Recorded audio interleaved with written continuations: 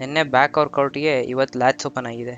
Hi ನಮಸ್ಕಾರ ಎಲ್ರಿಗೂ. Day 17 of ಐಸಿಯನ್ prep. ಇವತ್ತು ಪ್ರೀ ವರ್ಕೌಟಿಗೆ ಲೈಮ್ ಜ್ಯೂಸ್ ಕುಡಿದು ಒಂದು ಬಾಳೆಹಣ್ಣು ತಿಂದು ಸೀದಾ ರೆಡಿಯಾಗಿ ಜಿಮ್ ಕಡೆ ಹೊರಟೆ.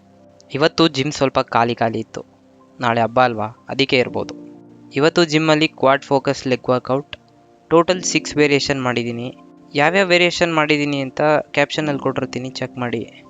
ಕ್ಯಾಪ್ಷನ್ ನೋಡ್ಕೊಂಡು ಸುಮ್ಮನಾಗ್ಬೇಡಿ, ನೀವು ನಿಮ್ಮ ಫಿಟ್ನೆಸ್ ಜರ್ನಿ ಸ್ಟಾರ್ಟ್ ಮಾಡಿ. ನನ್ನ ಪ್ರಿಪ್ರೇಷನ್ ಮುಗಿಯೋಷ್ಟರಲ್ಲಿ ನೀವು ನಿಮ್ಮ ಬಾಡಿನ ಒಳ್ಳೆ ಕಂಡೀಷನ್ಗೆ ತರ್ಬೋದು. ವರ್ಕೌಟ್ ಮುಗಿಸಿ ಪೋಸ್ಟ್ ವರ್ಕೌಟ್ ಮೀಲ್ಗೆ ರೈಸ್, ಚಿಕನ್, ಕ್ಯಾರೆಟ್ ತಿಂದು ಕ್ರಿಯೇಟಿನ್ ಕುಡಿದು ರೆಸ್ಟ್ ಮಾಡಿದೆ.